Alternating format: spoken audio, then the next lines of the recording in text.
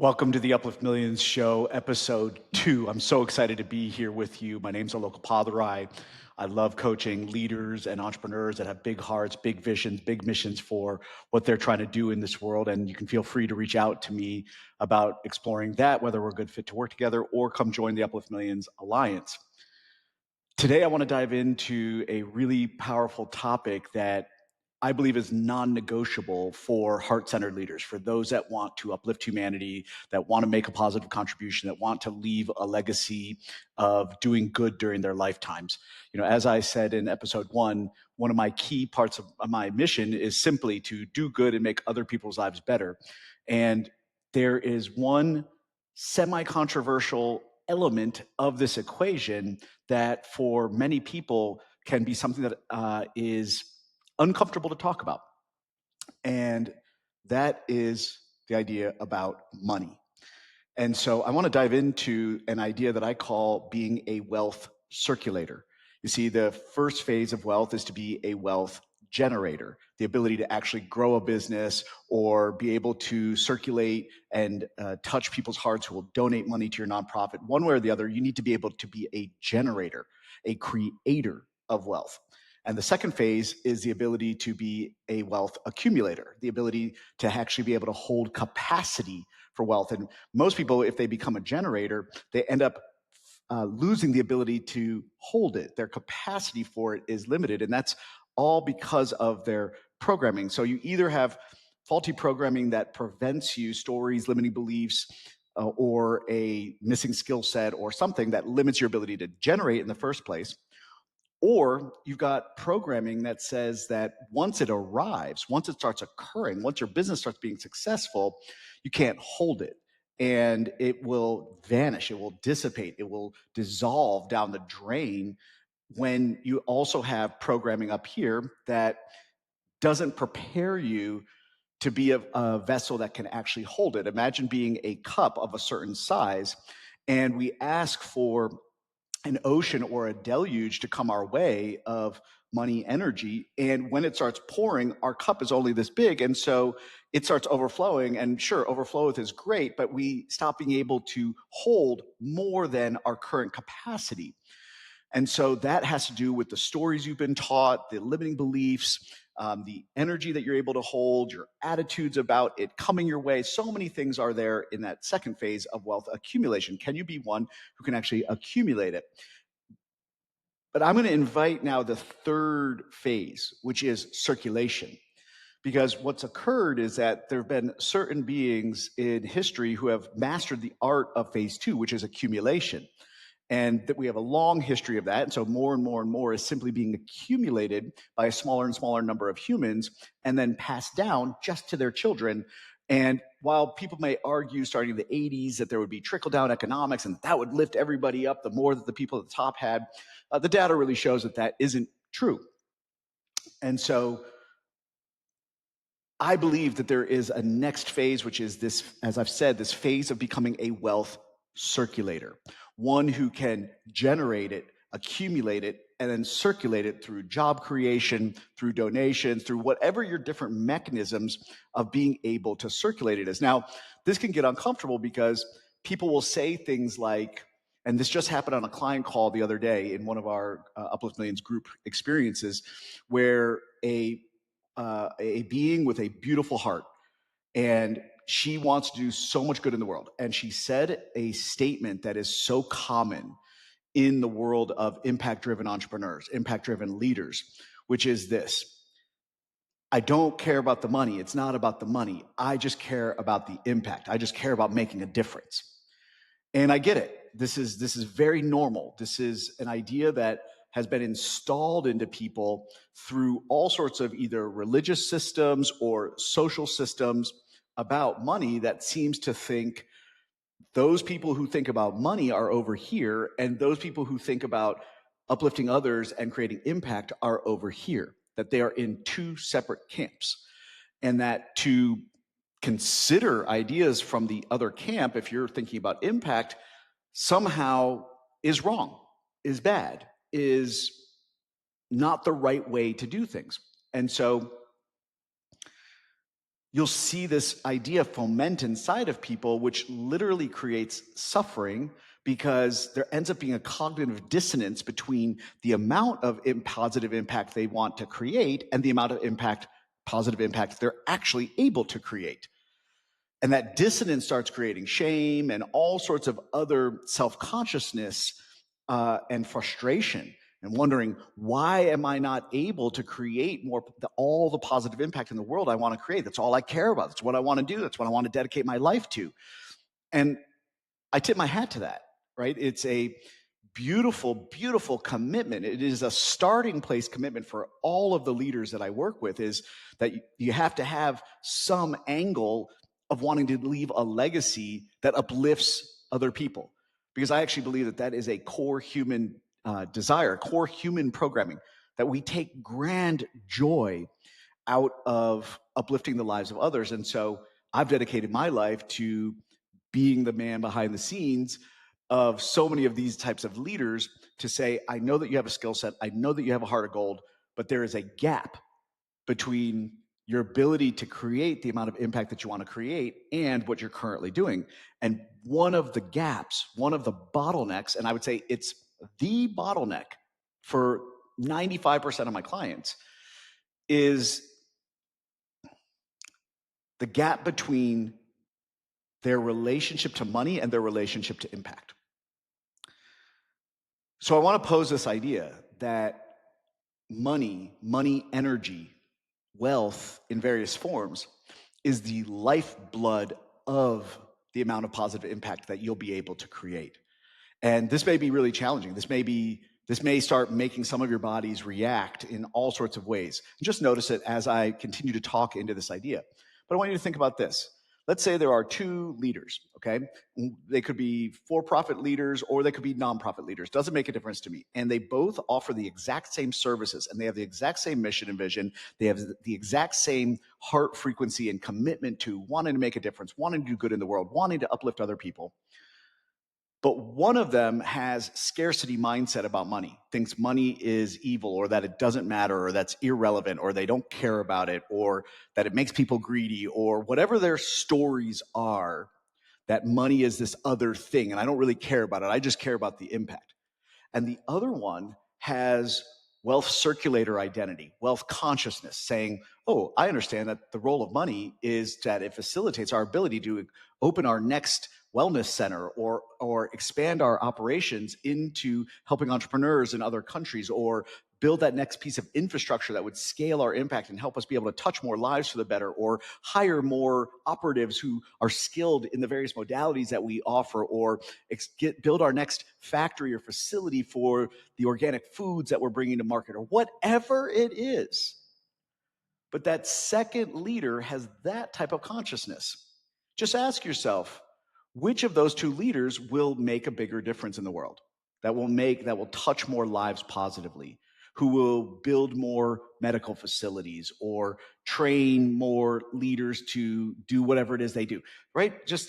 It's once you begin to see that money is directly connected to the quantity of impact that you will be able to make. And when I asked this woman on the call, this client of ours, and I said, I asked her this one question. I said, what would you do with $10 million right now? If $10 million was just handed to you. She paused a brief second, and then she literally said, I would create all of these outcomes for military veterans who are being left behind in the system, essentially.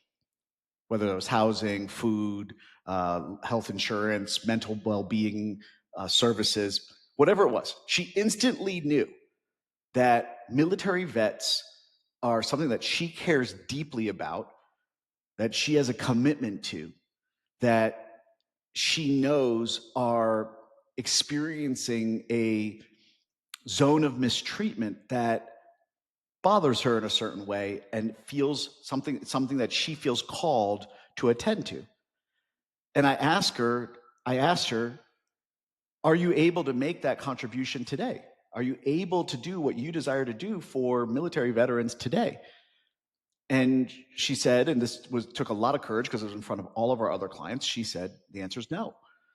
And I said, can you see that one's ability to mobilize money energy is not separate from one's ability to mobilize positive impact and positive contribution? And if you actually look into any of the major movements for change, zero of them did that with no resources. Zero.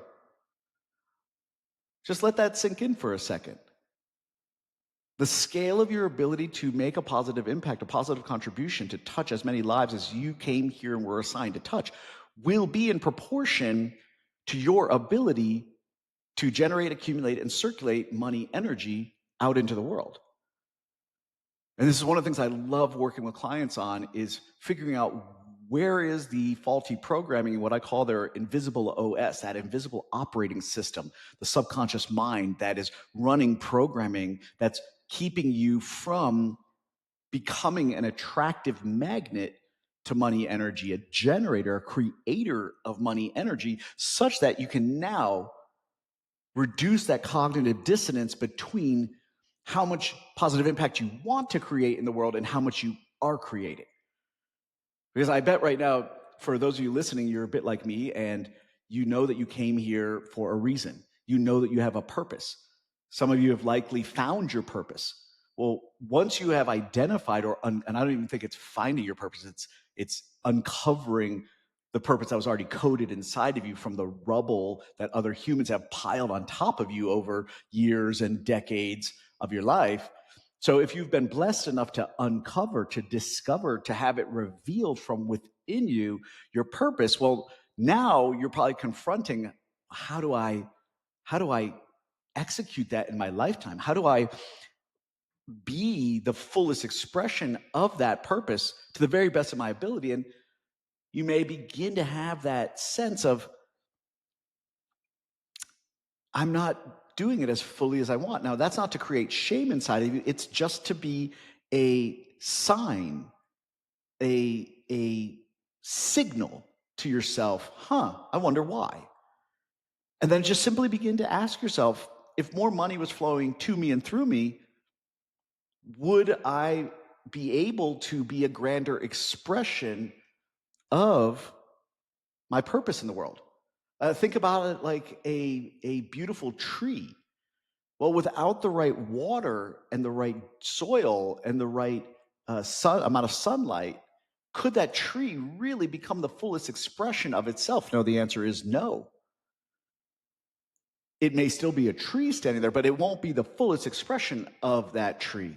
So I want to invite you to understand that money energy is the water, the sunlight, and the nutrients in the soil of your expansive vision to create positive impact into the world. And that if, as a leader, in whatever definition of leader you are, whether that's the head of a company, an entrepreneur, a coach, a mission-driven leader, a nonprofit creator, these are the types of people I tend to be around, right? They're either mission-driven entrepreneurs or mission-driven leaders in some way, shape, or form. Well, you must align yourself with conscious wealth as a non-optional element in your plan. Because to be the opposite of that will literally stunt the growth of the fullest expression of what you came to Earth to do. And sadly, too many people that have the desire to create a positive impact in the world also have poverty mentality as a badge of honor. And then you start surrounding yourself with more and more people that think in scarcity ways, and all of a sudden, to begin to challenge that would now be a threat to some zone of tribe that you have.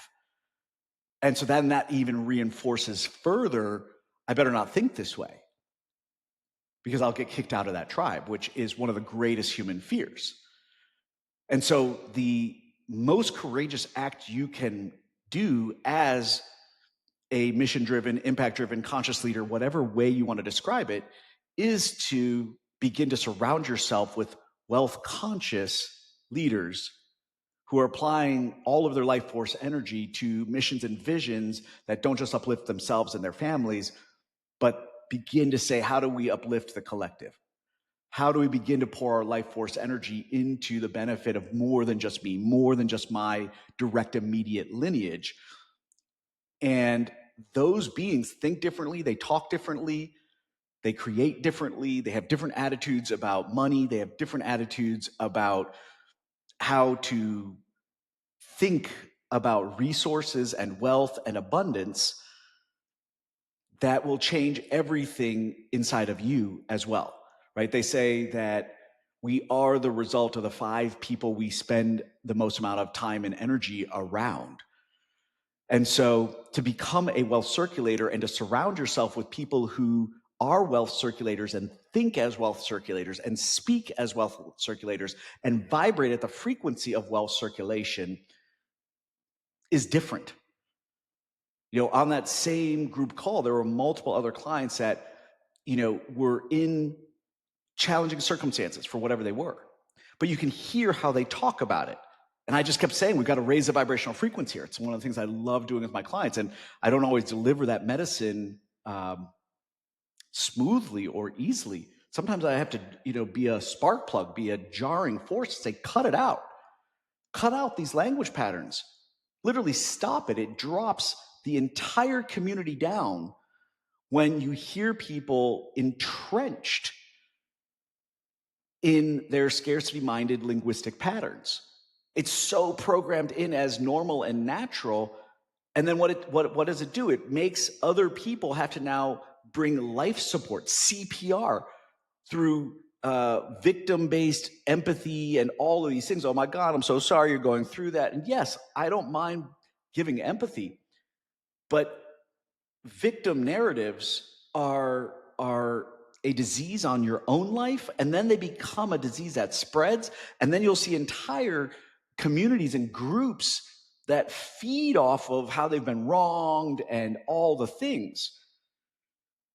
It's not to say that they don't have reasons that may be true on paper, but the attitude will keep them from changing their own life, will keep their community from creating positive change, and will absolutely be a bottleneck and a chokehold on their ability to do exactly what they talk a big game about doing. And I'm just going to be real on this. I'm not going to mince words on it. And I've done it. I've been in victim energy. I've complained my way into a hole. I've complained my way into blaming everybody else for why my life is the way that it is. But it will not accelerate your ability to be a wealth circulator. It will not collapse time between you and having the money resources that will be the nutrients for the grandest expression of the positive contribution that you came here to make. Particularly when I'm working one-on-one with clients, it is fascinating to hear the exact language patterns, and I'll literally call that out. I'll say, hey, that language pattern right there, that's going to cost you about 7 figures over the next 10 years. That one language pattern, can you begin to remove it? And they're like, absolutely, thank you so much. They know that I'm not saying it to get my rocks off or to fuel my ego. I'm saying it because I know that my job is to cultivate their growth mindset and to begin to help them ditch the old patterns and programs that stifle their ability to make their biggest contribution into the world. And at Uplift Millions, I mean, this is what we stand for. We say, look, there's transformation available inside of us in how we think, feel, speak, act, and create. That's in alignment with the fullest expression of your mission and vision, or that delays or stunts the fullest expression of your mission and vision. So getting back to this client on this call, and she was so courageous, and it brought tears to her eyes, and everybody knew. And I felt so blessed to be in a community of leaders and entrepreneurs that are full on committed to the very best of their ability and willing to stare down that inside themselves that is holding them back. And everybody held space for her. It was beautiful. And I said to her, listen, you understand the military, you understand commitment. And I said, you understand the idea of duty. And this can really raise the bar. And not everybody can hear this, but I knew that she could hear this, right? I risked that she could hear this. And my intuition typically will guide me. Occasionally I misfire. And as my mentor says, we hope to be on point 80 to 90% of the time with our clients. And when we're not, we'll take responsibility for it and clean it up, apologize, and take a different angle on something that we're attempting to say for their highest and best. But I knew that she could understand the idea of duty. And I said, can you see now that you've said this out loud, that this is what you would do with $10 million? And I said to her, can you open up to the possibility that now becoming a woman who will be the conduit for $10 million has become your duty? Not for yourself, but also not for yourself, right? Because people will say, well, I could do that for the vets, but what about your family? Your family, if you can't take care of yourself and your family, then what are you doing? Right? And so I invited her to say, you get to include yourself and your family in this commitment to be a wealth circulator of $10 million for the highest and best for military veterans and their families, their children, their spouses. And I said, can we open up to the possibility? Can you open up to the possibility that it's no longer just a kind of would be nice to have, or, oh yes, I could think about money a little differently, got it. But all of a sudden something clicks inside of you when you realize that there's no longer a gap. It's no longer a nice idea, but it becomes one's for some of us. Some of us can embrace the idea that it becomes our duty to begin to become a wealth circulator. Not just somebody for whom, well, yeah, if I do that, then my own life will be a little better. My family will be able to go on better vacations and, be able to have a retirement where I don't have to work at Walmart as a greeter until I'm age 90. Got it. But something changes, something clicks. Maybe as you're listening to this right now, what's my duty to shift my relationship to money energy that's in alignment with the calling that I've been given, the reason that I'm here? Can I merge these ideas of money consciousness and impact consciousness? And what would occur if I became the merging of those two ideas? How would my life be different? How would I think differently? How would I operate differently? How would I surround myself with different beings who are thinking differently and operating differently, making different decisions about how they spend their time, their energy, their money, what words come out of their mouth? And then I took it one step further and I said, I know that you understand the idea of not leaving any of your brothers or sisters on the battlefield. Woo-wee, I'm feeling it again right now. And she knew what I was talking about. I said, you know that you made a commitment to not leaving your brothers and sisters behind on the battlefield. And I said, and just, I hope you likely, if you're tracking with me thus far, you're like all of my clients. You know there is something in you that has that no one left behind belief, that you're just not somebody who can close your eyes and just get on that helicopter knowing that your brothers and sisters are back there on the battlefield in some whatever that means in your life. Your body probably right now has goosebumps just like mine does. Your vagus nerve is probably lighting up at this idea. Well, something changes when we realize that what does the battlefield look like now? Well, and I don't like to think in battlefield terms necessarily, but for her, I felt it was a language pattern that she likely would be able to understand. So I'm going to continue that as an idea here on this episode for you.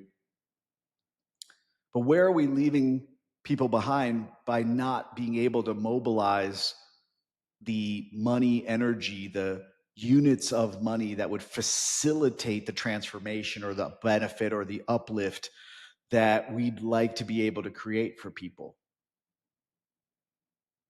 And I said to her, can you not leave any of those military vets behind now from here forward and just begin? Now, I didn't say to her that there needs to be a certain speed. That's up to her. She'll decide that. And there's no right quantity. She'll decide that. She'll listen in. But what she couldn't do, and I believe every client on that call could no longer do, is pretend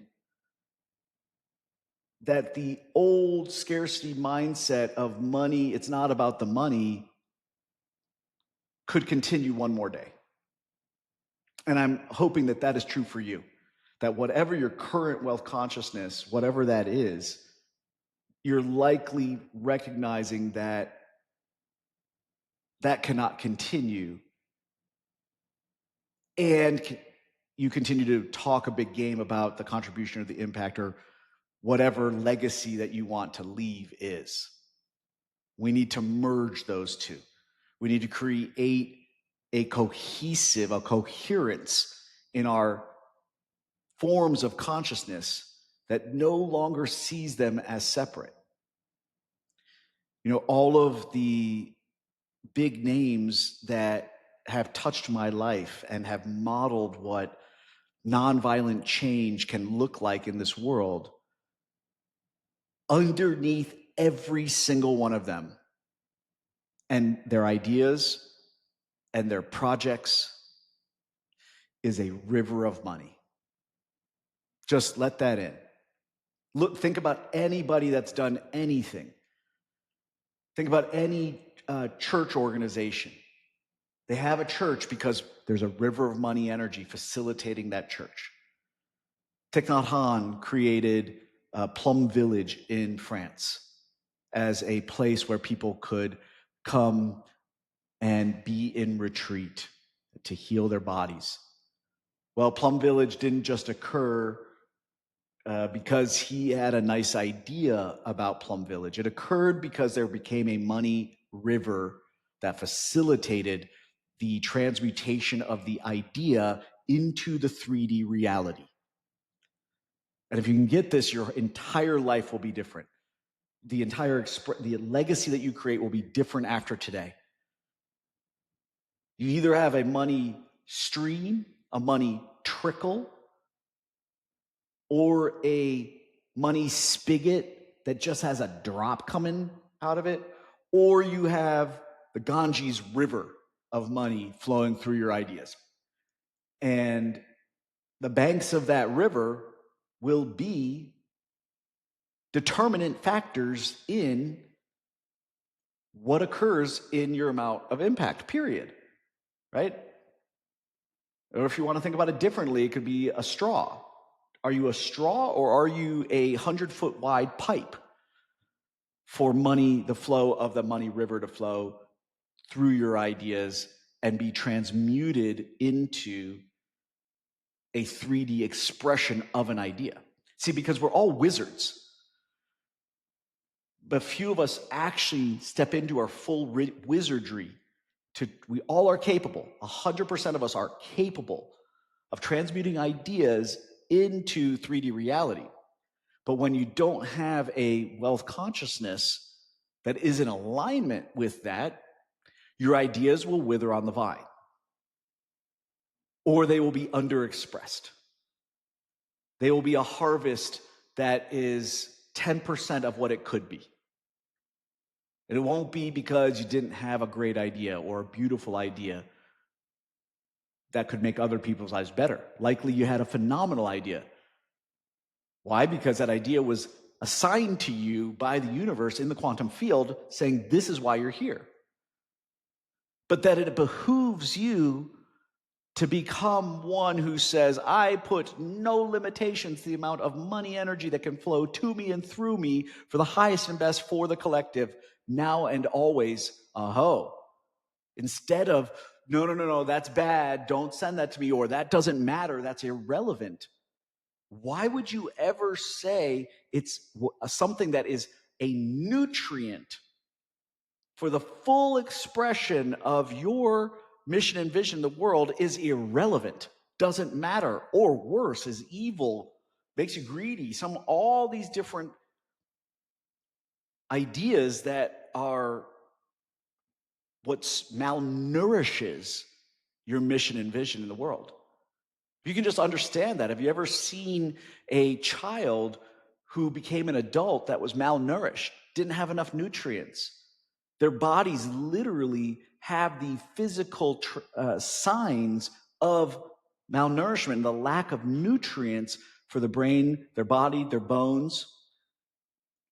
And it wasn't because they didn't have phenomenal potential, it's that they didn't receive the nutrients into their root systems for the fullest expression of themselves. Well, that's the same for your mission and vision, the same for the legacy that you want to lead. It needs the nutrients, the proper nutrients. And one of them is the proper heart that says, I came here for something bigger than myself, and I'd like to contribute to something bigger than myself, and I'd like to not be a source of harm for other beings. Okay, so we start having that's a nutrient.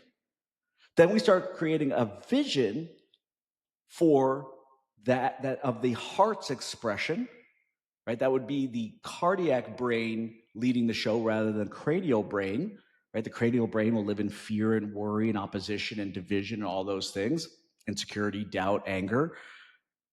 The cardiac brain, when it's creating a vision, that vision will start literally creating exactly how we'd like to contribute our life force energy to the highest and best of the collective. Phenomenal. That's a second nutrient. And then we need to act upon that mission and vision. That would be the third nutrient. And then we need to have money energy as well as human energy that then facilitates that coming into fullest fruition, because going it alone simply does not give enough nutrients into the soil of our ideas. And so they'll all either half grow or quarter grow or wither on the vine and die.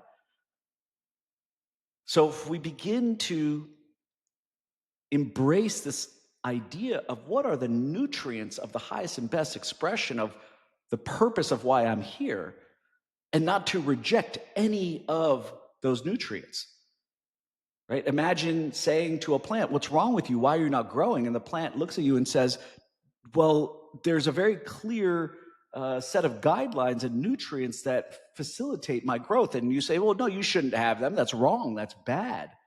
Well, what's wrong and bad about it?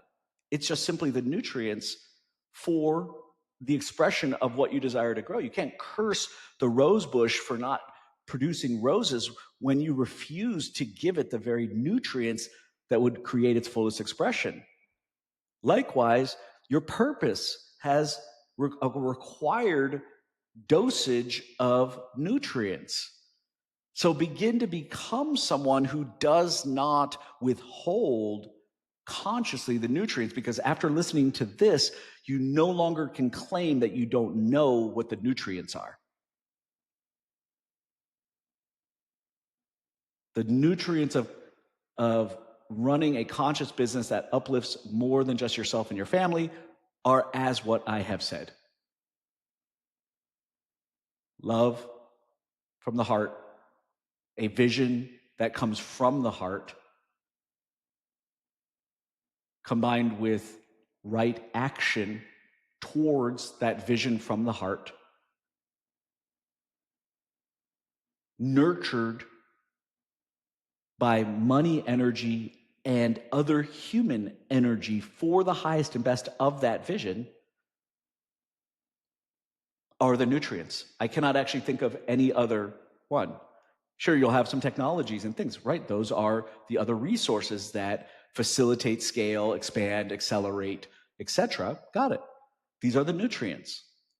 And when applied in the exact right order, you will see that rose of your idea for positive contribution and impact just blossom naturally. And it will literally start becoming manifold. And your bounty and your ability to take care of your family become taken care of naturally as a natural result, because there's nothing wrong. There's nothing wrong with you being fully nourished, that you receiving a river of money that allows you to have quality health and quality food and quality healthcare and a quality home in a safe environment, and that your children get to be able to experience this, is a nutrient for the expansion of your mission and vision in this world. Please hear that very clearly. And if something is uncomfortable inside of you about that, you must look at that. The universe needs you well nourished with all the nutrients for your emotional, physical, spiritual, financial, and physical health and well-being. That to sacrifice that is not a badge of honor. It is actually an insult to the very processes that have been put into place for you to thrive, such that you can help others thrive as fully as possible. So to be in resistance to this is to resist the very laws of the divine that have been orchestrated for your highest and best, which is the laws of abundance, not the laws of scarcity. The laws of scarcity go in one direction. But God did not set out for any of us to be in poverty. It set out for us to all raise each other up. And to do so, you must give yourself permission to be nourished with all of the nutrients, because there's no lack of nutrients out there in all ways, shapes, or forms. Food nutrients, money nutrients, love nutrients. If you can allow this to be true, and this is what I love doing this work. People come to me because they want to make more money, and I love that. It's wonderful. But all I'm going to go do is say, well, let me go find all the ways in which you are blocking the flows of the nutrients in all ways, shapes, and forms to you being in receivership. I love particularly doing this with my female clients, because many of them have so many stories that have been wired into them by a society that is hell-bent on women not receiving and only just giving until they keel over and go in the grave. And I'm just a no to that. Why? Because I believe that every major social environmental marker gets better when more money flows through more women. You'll hear me say that relentlessly.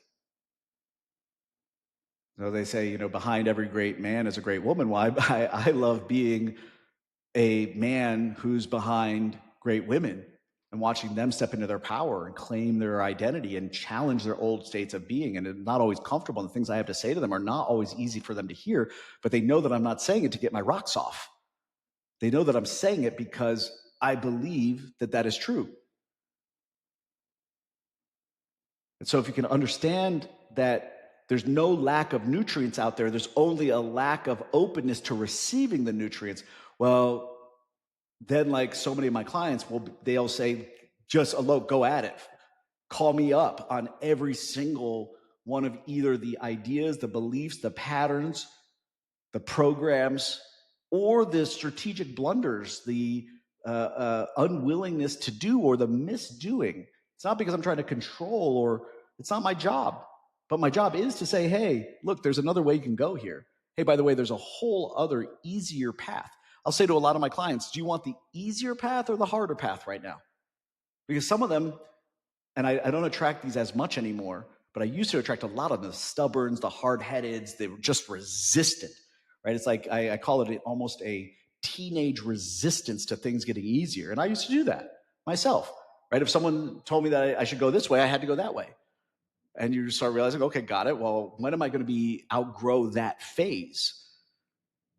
And I guarantee you that if you surround yourself with trusted beings who are going to be pointing something out to you so you can have the shortest distance, which is called collapsing time, between what you're currently creating and what you could be creating, well, then you'll begin to say, well, maybe I'm going to give it a go. Maybe I'll trust that guidance. Maybe I'll at least give it a shot, see if that'll unfold in a different way and give me a different result and provide a different opportunity and possibility for me to be fully expressed in the core purpose, mission, and vision of why I'm here.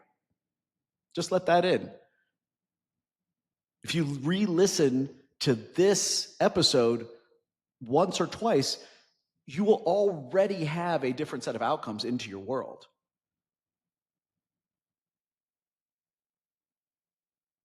It's why I particularly like working one-on-one with clients, because they get to give me in real time the ideas that are coming up. They don't have to wait until our next call or our next group experience or my next post.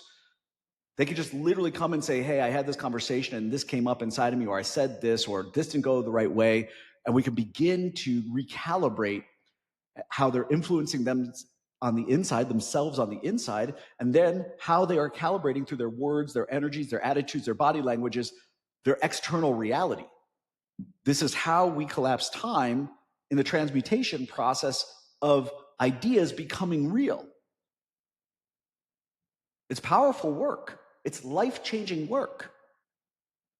I said to a client the other day, I said, look, she said, well, I wanted to stretch our one-on-one calls out a little further, but I actually have this coming up. I said to her, and she's already been successful. She's already sold a company. She's got a bunch of money in the bank. I said to her, listen, whatever you're spending this year investing to be in each other's orbits and for me to be walking alongside of you, you're never going to think about that money ever again. The woman you're becoming will be radically different on the other side of this. It is. She already is. I literally said to her, I can remember the blue dress you were wearing on our very first call when you were just having a sample session with me, a taster to see what it would be like for me to be in your corner. I said, you're already not that same woman. And she's not, by the way. Holy cannoli. The transformations and the growth that she's going through herself, not because of me, but because she's just allowing me to be a mirror in a certain way and allow for there to be different ideas, different consciousness, different programs to start being installed, are transforming the woman she'll be for the rest of her life, if she so allows it. And I know that she is. And it's not because of me, it's because of her and who she's becoming and the ideas that she's allowing to shift such that she will transmute new ideas that she's having for impact that she wants to create. And she lives in a place where it's not normal. The people that she's around live in an old, antiquated state that simply does not align with the impact that she wants to create in this world. It doesn't mean they're bad people. It just means they're not who she is best surrounded by. And so I end up being a voice that is rare in her world.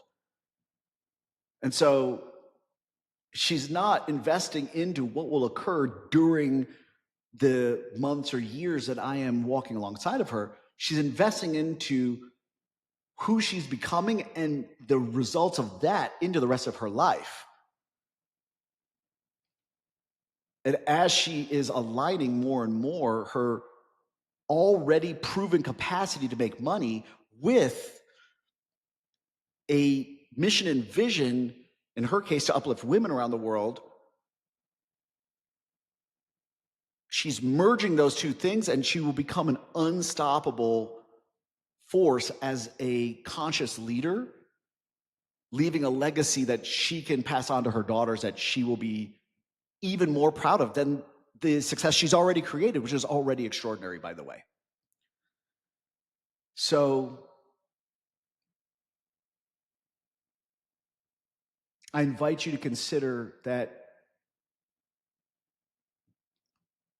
What are the nutrients that are required for the fullest expression for the purpose of why you're here? It's one of the most powerful questions I can ask any of my clients, and I ask you it freely as you listen to this episode. What are the nutrients? Do not deny what the nutrients are, and then create yourself into the identity of the being who will give permission and become the creator of those nutrients in abundance, period, full stop. It's not a discussion point. It's not an argument. It's not, is this so? The seed for the oak tree understands exactly with complete intelligence what are the nutrients for its fullest expression into the oak tree that it is meant to be, for the duration that it is meant to be an oak tree. To tell the seed of the oak tree that that is not so is irrelevant thinking. There's either an acknowledgement of what those nutrients are or a denial of what those nutrients are. But God is not in the business of discussing or arguing about what those nutrients are. Likewise, the nutrients for your purpose, for why you are here, such that it would be fully expressed, are not a point of argument. They simply are so.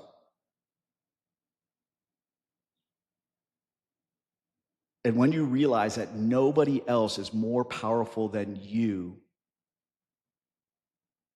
to be one who transmutes your ideas into physical reality, you'll say, how do I do that more, easier, better, faster, more often, all the time? Because there actually is a process for that. There actually is a system for that. It's not a system I created. It's simply a set of codes that have been handed down to me through 25 years of investigation, reading, banging my head against the wall, frustration, learning over and over and over again, learning the hard way, then being open to learning the easy way. It's all the codes that I've put into the Uplift Millions Alliance. It's all the codes that I teach every single one of my clients. It's all the codes that I do my best to live and embody. And when I don't, I start again, which, by the way, is one of the codes.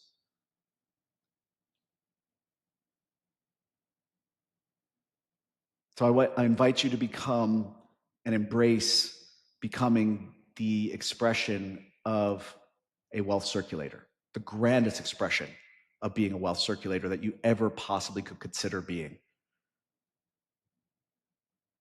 If you desire to create impact in the world that is positive for the highest and best of more than just yourself, this is a non-negotiable idea. It is not optional. It is not a nice to have. It is a required element. And it is the thread that you will see through every story of anybody that you have ever looked up to who has created remotely the type of impact or positive contribution that you yourself would like to create. You'll see it. Just look right underneath the surface and ask yourself, I wonder what the money river looked like that facilitated these ideas transmuting into the current expression that I see them facilitating as. And I wonder what the money river would need to look like for them to be able to create the next expressions of the vision that they have, that they would like to transmute from idea into 3D reality for the highest and best for themselves, their families, and everybody whose life they could ever want to touch. You'll start noticing that all of them have an expanding capacity for that money river. The banks of the river that they're able to hold continue to expand, not just for the old way, which was to accumulate as much for themselves and pass it on just to their family, their lineage, only take care of their lineage. That's that myopic concept of wealth that just simply isn't working anymore. And those people have mastered the art of phase two, which is accumulation, generation and accumulation. They've mastered phase one and phase two, and I tip my hat to them. It's its own skill set. But I came to Earth to begin to activate the shift from where those two elements live, which is in the mind. Phase one and phase two, wealth generation and wealth accumulation, happen in the mind. Phase three of wealth circulation occurs in the heart. I'm inviting more and more leaders to cultivate the skills of phase one and phase two, and then allow themselves to be led from phase three, which occurs out of the cardiac brain, where it starts saying, I'm going to gain the skills to become a wealth circulator, which requires me to become a wealth generator and a wealth accumulator who can then circulate money energy for the highest and best for the collective. This is a powerful idea, and it's available to anybody. Nobody lacks the capacity to become this. It only requires the will to become this. It only requires a commitment to choose this path, which then would gain the skill sets of nutrient creation, nutrient acceleration,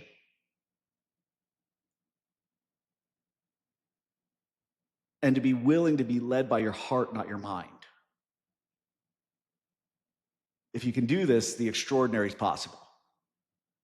You'll likely listen to this episode over and over and over again, maybe once a year, to recommit to it and ask yourself, how does this land for me now based on everything I am creating and all the nutrients in the soil that are being tilled and what's being unfolded? And now I've got some new ideas.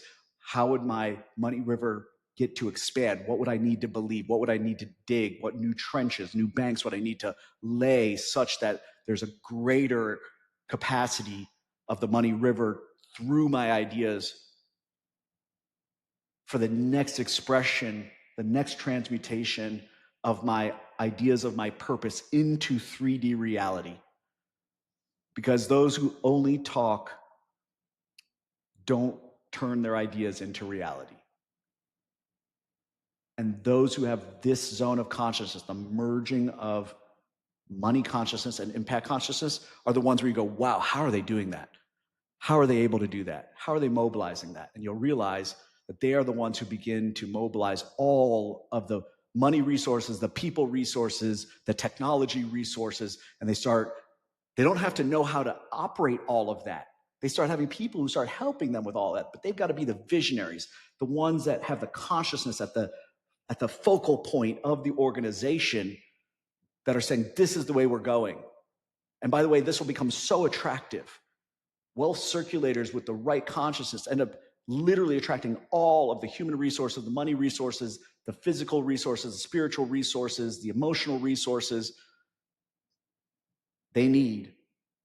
And they are ordinary people who create extraordinary outcomes.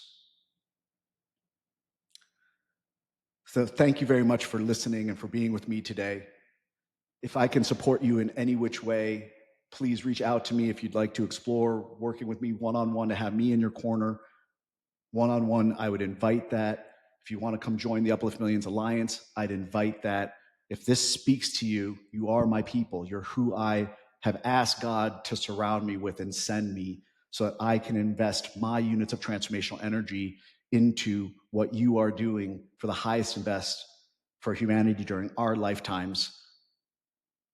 And it would be my absolute honor to walk alongside of you. So reach out. You can go to alokappadurai.com. You can go to upliftmillions.com. You can send us a message and just begin to raise your hand, and we'll find an appropriate investment level for what's right for you, to have me and our global community support you for what you are doing and who you're becoming, and the wealth circulator that you came here to be. It'd be my absolute honor and my privilege and an expression of my life's purpose to walk alongside you. Thank you so much. Have a blessed day.